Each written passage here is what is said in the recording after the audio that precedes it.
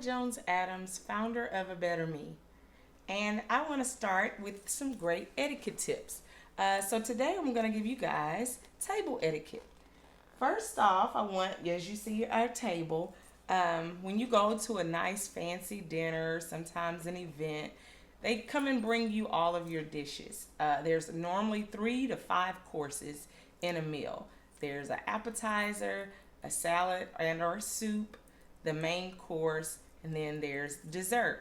Sometimes there's more, but those are the basic ones. So when you sit down, sometimes your plate settings are all together, and you're like, which drink is mine? Which fork is mine? Well, you always use the plate settings to your right. So this would be your glass on the right.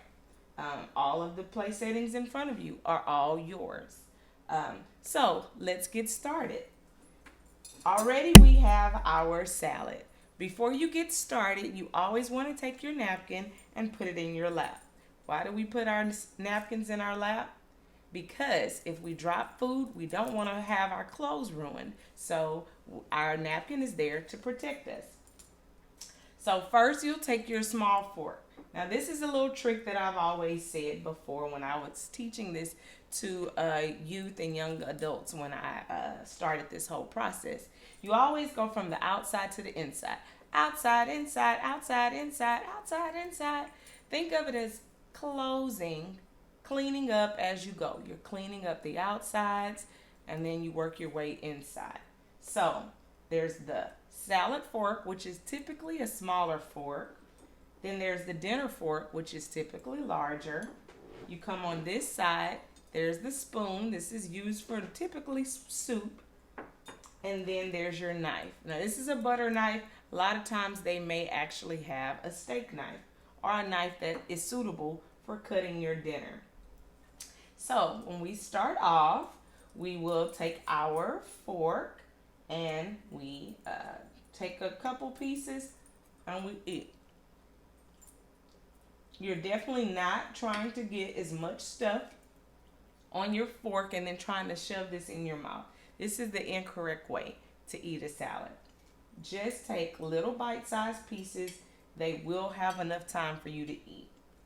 Now, once you're finished with your meal or your salad, say you didn't really like it and you're ready for them to take it, you will actually turn your fork over and put it in your plate like this.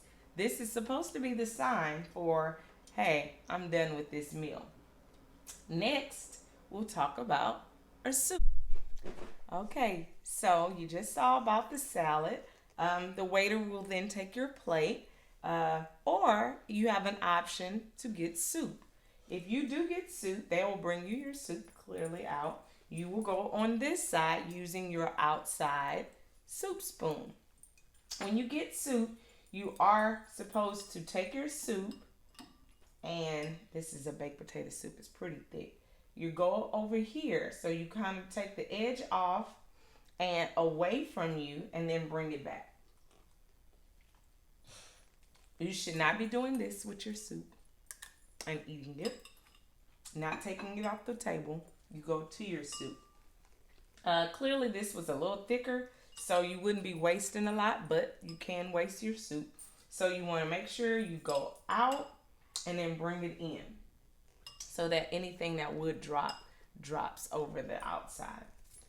And what we did not talk about is bread. So bread is one of the universal shared dishes for the entire table.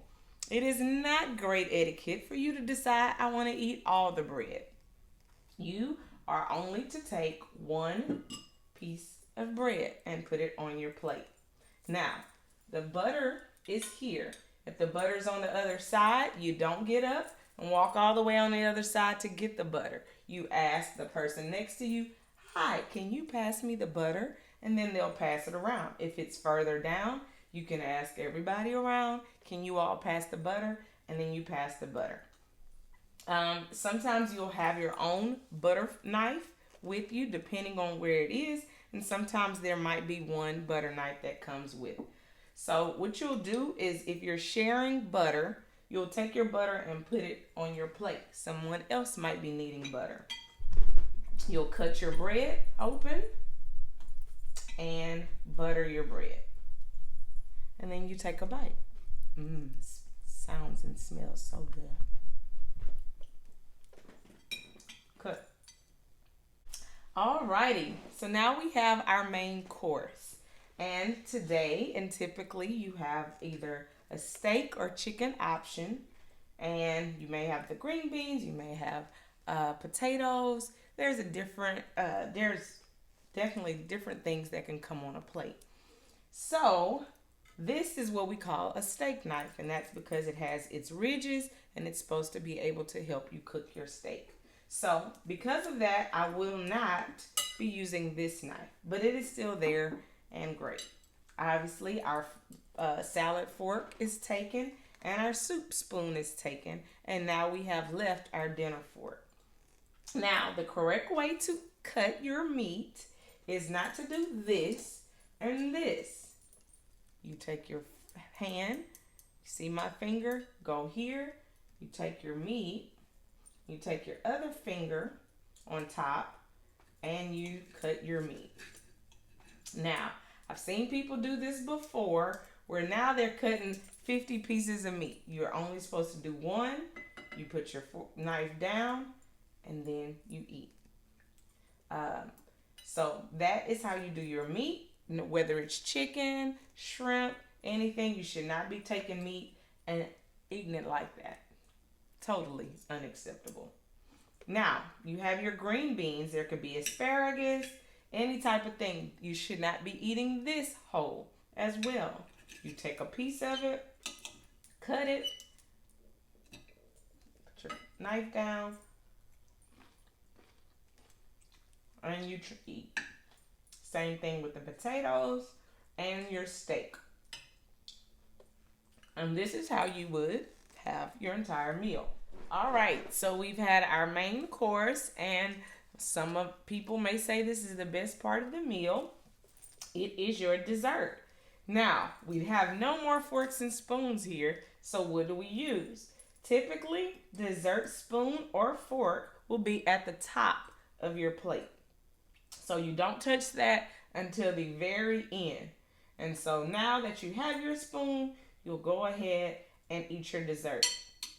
Typically, they may come around and ask you if you want hot coffee. People love to have coffee and dessert together.